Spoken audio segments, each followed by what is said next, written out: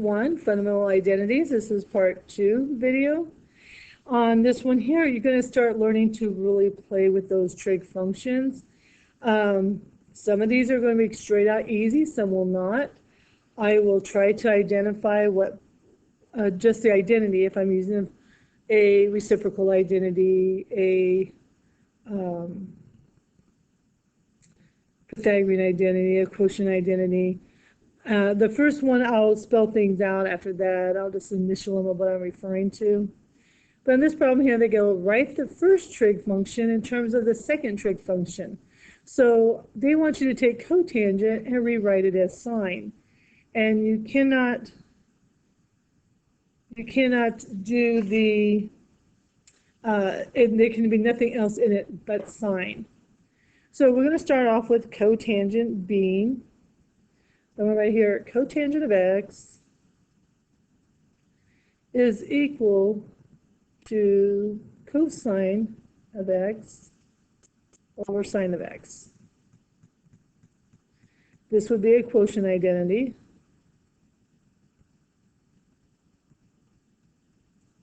And from this time forward, I will refer to it as a QI. I'll say quotient identity, but I'll just refer to it as a QI. Okay, so cotangent, cosine over sine. Now, the only thing that these guys have in common when it comes to identities is your Pythagorean identity. So I'm going to square both of these. So I get cotangent squared of x would equal cosine squared of x over sine squared of x. This was just algebra, and this is what I was referring that you have to kind of think about what do I need and how can I get there. I need to be able to change cosine to sine, and the only function or identity those have in common is a cosine squared plus sine squared. So this is just algebra. I did an algebra step. I did algebra, squared both sides. And because neither problem, I'll throw this out there, the original trig function did not have a square on it, this does not have a square on it, so in the end we'll have to unsquare both of these. Okay, now we do have a Pythagorean identity that tells us how sine and cosine are related. And I can rewrite cosine squared as 1 minus sine squared.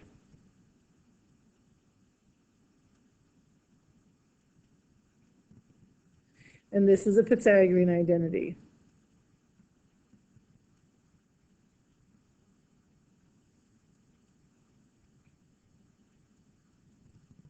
And from this point on, I will refer to it as a PI. But on your cream sheet of paper, you can see that it says cosine squared of x equals 1 minus sine squared of x. But notice now I do have everything written as sine. So at this point, the only thing that I have left to do is to square root both sides, so another algebra step. So if I'll do this in a different color. So if I square root both sides,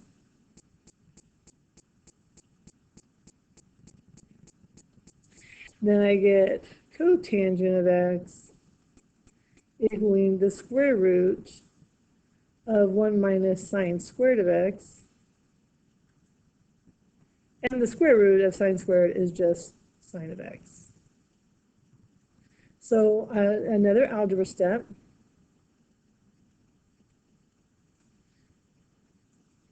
Square root both sides.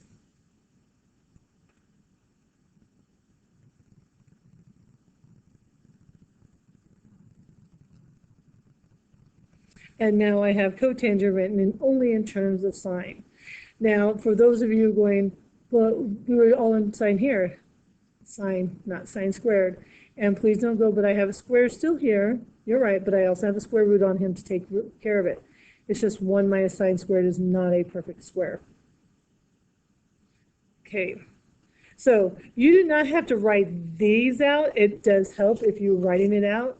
That way, if you got stuck and asked a question, I can go, oh, why did you do this? Or, oh, you should not have done that.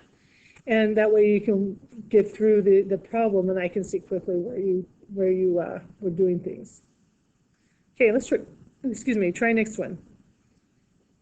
So this time they want us to take secant and rewrite it in terms of sign.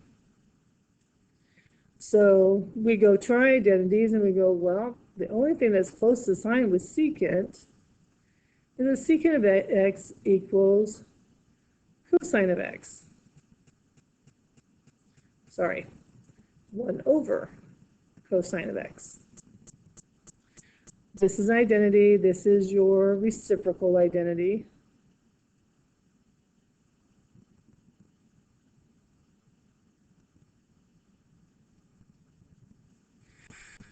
From this point forward, Ri. So, but notice it's cosine, and just like the last problem, the only time you can put sine and cosine together is by squaring this, because the sine squared plus cosine squared. So secant squared equals 1 over cosine squared. So this is just an algebra step.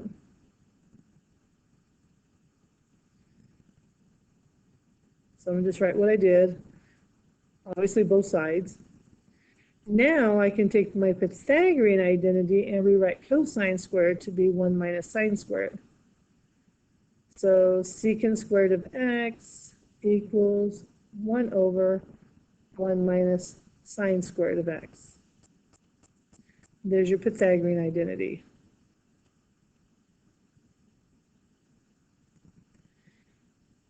So we have that. Now I'm in terms of sine, which is what I want. I'm going to go back to the green one.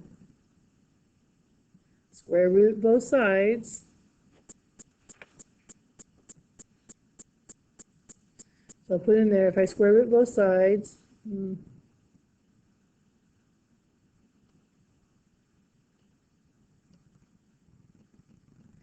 I get secant of x is equal to 1 over the square root of 1 minus sine squared of x.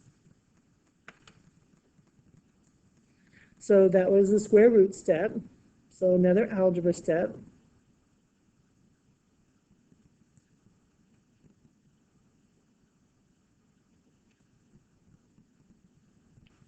But we have a radical in the denominator. We don't want a radical in the denominator.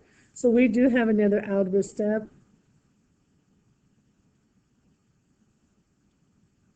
And you need to rationalize the denominator.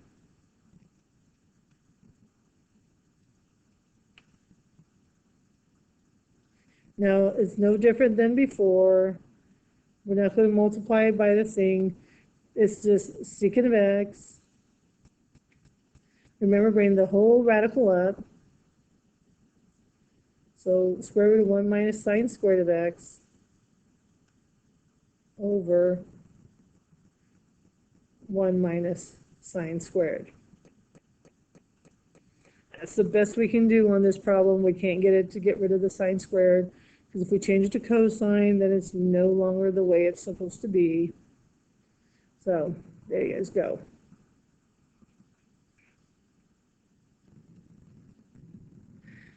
Okay, so let's try another one. Okay, write each expression in terms of sine and cosine, and then simplify so that no quotients appear in the final answer. So a lot of identities, but right now these are written out just fine. So what you're going to do is take, this one's going to be a quotient identity, not quotient. Let's try that one again. This one will be the quotient identity. This one's going to be a reciprocal identity. And this one's already written in terms of sine. So secant is going to become 1 over cosine, your reciprocal identity. Cotangent is cosine over sine. And since they're all fractions, I'm going to go ahead and write sine in a fraction as well. Sine of theta over 1. So this is where I get to throw out there So put underneath there. For secant, I use a reciprocal identity, cotangent, a quotient identity. And then look what we have. My cosine on top and bottom, say goodbye, sine, top and bottom, and we are left with 1. All that. So what we're trying to do now is we are going to get to the point that we're going to try and simplify things that way if you ever had to work through them. Okay, so that one went quite simple, especially compared to the last two that we just did. Okay, so the next one, they want you to write each expression in terms of sine and cosine and then simplify so that no quotients appear. So no fractions are allowed. Now, there is 2 ways to approach this problem. One's probably just about as simple or as lengthy as the other one. On this one here, we're going to change both of these to cosine. So these are quotient identities that I'm going to start with. So 1 over cosine of theta minus 1 times 1 over cosine of theta plus 1. So there's your quotient identity. Now, we can FOIL next, which is your algebra step, or you can get a common denominator. I think I'm going to go with a common denominator. So our next step is to get a common denominator. And it's not because we need to add them up or anything, it's just so that we have one term kind of thing. So cosine here, so I'm going to just change this minus 1 to cosine over cosine, this positive 1 to cosine over cosine. And then I would get 1 minus cosine all over cosine times 1 plus cosine all over cosine. Now, I will throw this out there, whether you did it now or did it later, it would have had to be done. So I just went ahead and got it done. So we have 1 minus cosine over cosine times 1 plus cosine all over cosine. Our next step is algebra, because you need to FOIL.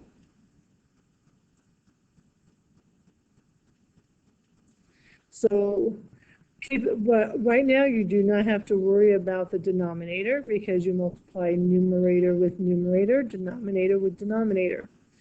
So that's why I did it. Otherwise, I would have had to take this whole thing and multiply. So 1 times 1, 1. 1 times cosine, positive cosine. Negative cosine times 1, negative cosine. And then negative cosine times positive cosine gives you negative cosine squared.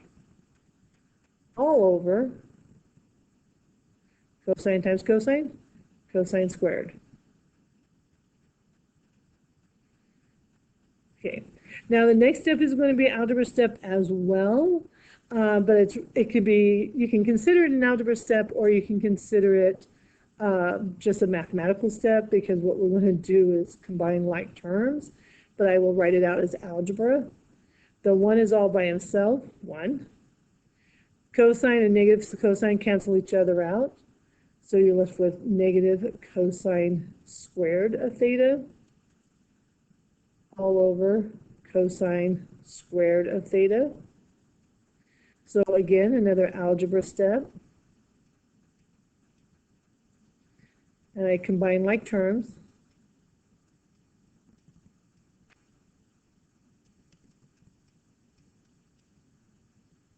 From this point on, I will just do a CLT. Okay, next one is going to give us an identity, because 1 minus cosine squared is sine squared. So I'm going to have sine squared of theta over cosine squared of theta, which is a Pythagorean identity. And sine over cosine is tangent. And that is your quotient identity. And we're done. Remember, the instructions said, write each expression in terms of sine and cosine, and then simplify so that no quotients appear in the final expression.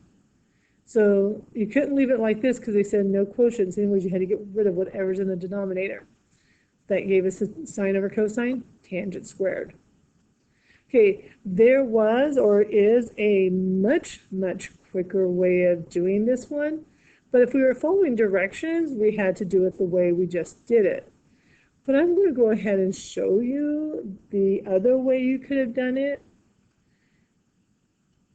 Secant of theta minus 1 times secant of theta plus 1 is to do the algebra step first. FOIL it. So you would have gotten secant squared plus secant minus secant minus 1. And these two would have canceled out, and you would have been left with secant squared of theta minus 1. By the way, this would have been another algebra step. Combine like terms. But this is an identity. Okay, so this one here is an identity. I need to bring these down. To get to this step, there. To get to this step, I FOILed. To get to this step, I did combine like terms. And the last one is going to be a Pythagorean identity.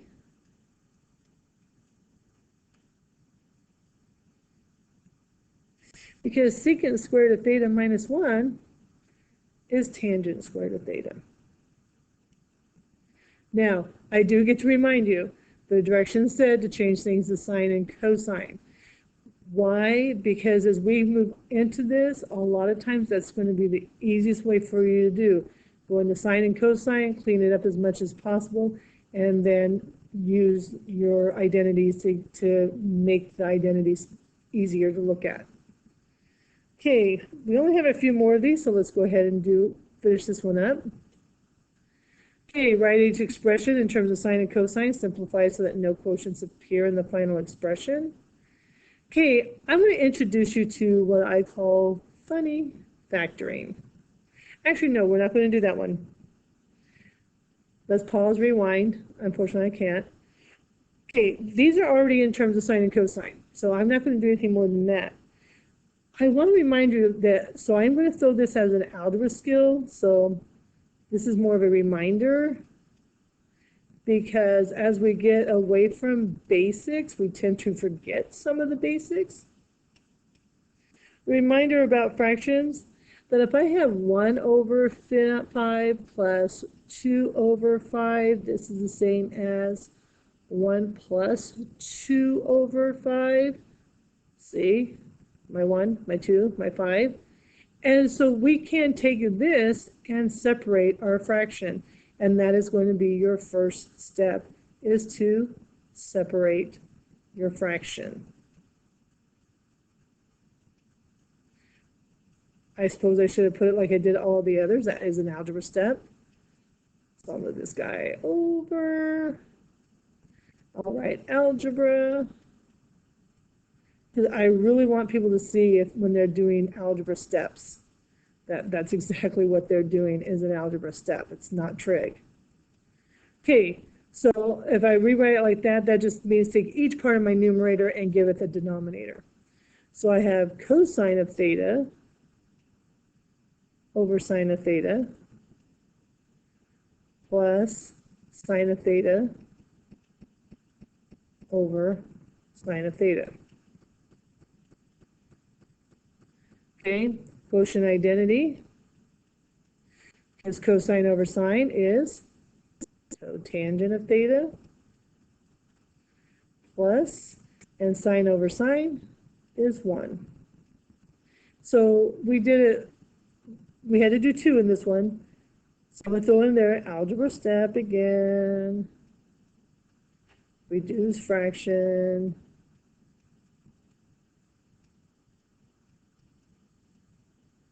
okay, So this one was a trig identity, cosine over sine, cotangent.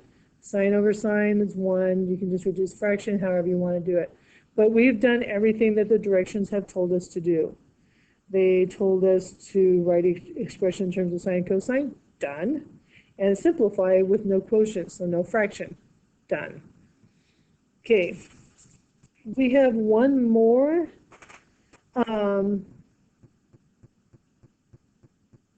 This one tells you, again, the next one, I'm looking at it because there's an easy way and a difficult way to go through this one.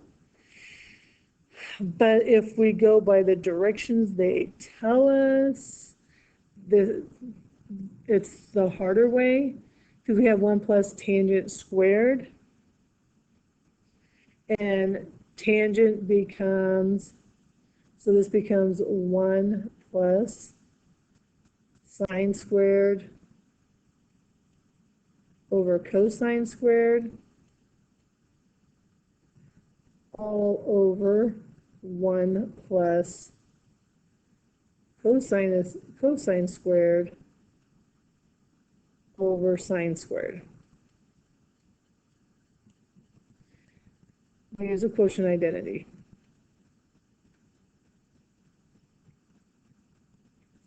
Okay, so the next one is going to be an algebra step, and what we need to do is in the numerator and the denominator, we need to get common denominators. That's easy, it's cosine squared, so I'm going to do cosine squared over cosine squared. So cosine squared of theta plus sine squared of theta all over cosine squared of theta.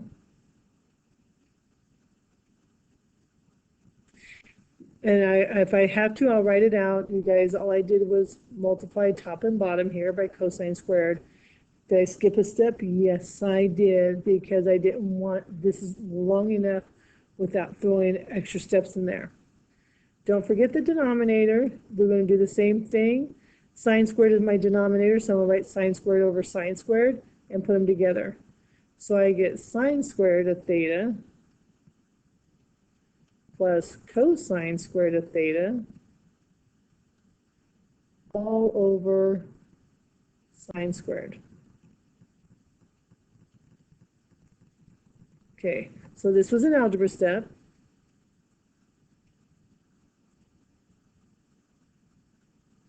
And you got common denominators. Okay, got carried away with my M.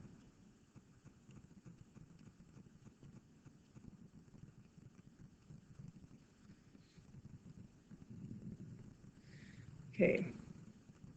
And then the next one, we go back to trig, Pythagorean identity. There it is. This is the one that you will see so much. You've got to get this one down. Sine squared plus cosine squared will always be 1 as long as their angle are the same. So now I really have 1 over cosine squared over 1 over sine squared. Pythagorean identity.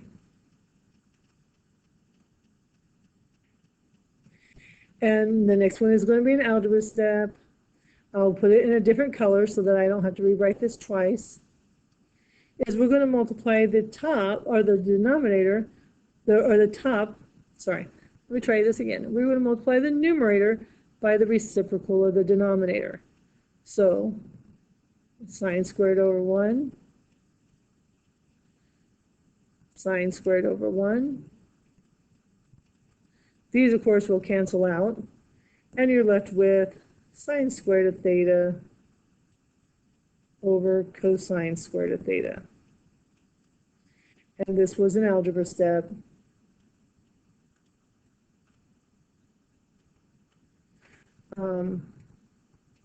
Trying to think of how I want to define the algebra step, because what we did was, well, we divided our fractions. Let me say it, divide fractions.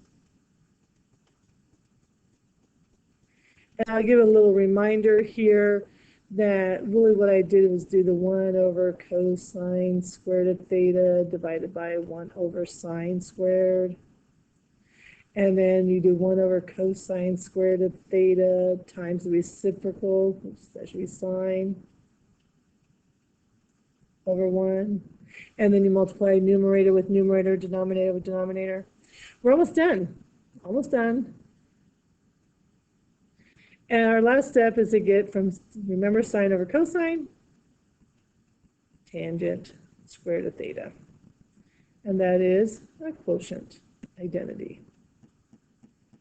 Okay, now I did tell you that there was probably a funny, or not funny, a simpler way of doing this one. And you may or may not agree because I'm looking at it going, oh, it might have taken just as long. 1 plus tangent squared over 1 plus cotangent squared, because they have identities all on their own.